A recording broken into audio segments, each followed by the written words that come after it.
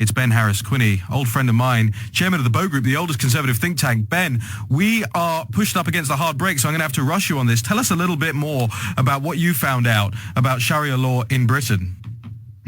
We produced a report that really criticised the Home Office, the UK body for regulating our home affairs and our police force, for not taking any action on Sharia law, and we were criticised back, saying Sharia law is not a big problem in the UK, it's not existent in communities to any great or significant extent, and of course now it's been proved that it very much is a significant factor in the UK, and it's very interesting when the left attack on these sorts of issues and defend the rights of Muslims to have Sharia law and have this duality of law operating in countries like the United Kingdom, because Sharia law is a terrible thing for women, for minorities, for all of these groups that the left claim to defend.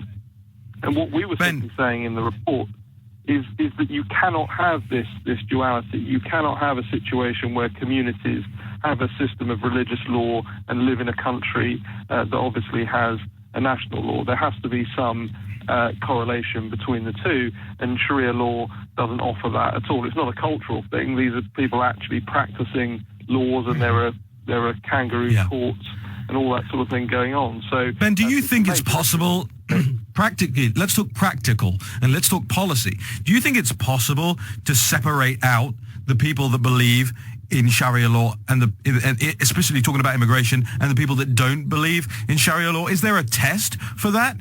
Will people tell the truth? Well, there's two issues, I think, there. One is it's people that believe, as you cited the figure, 40% of people would like to see Sharia law or believe in Sharia law. But then you've got people that are actively practicing Sharia law, that are engaging in these courts. And I think those are the people you've got to go after. We know where these sorts of things are going on. We know the hotspots in the United Kingdom. And like any other criminal investigation, there should be resources given to police forces to tackle these courts and see the people that are practicing different laws than the law of the land in the UK brought to justice. That's something that the police have not wanted to go after, because, as I said, when we produced the report, the Home Office is saying this isn't a problem.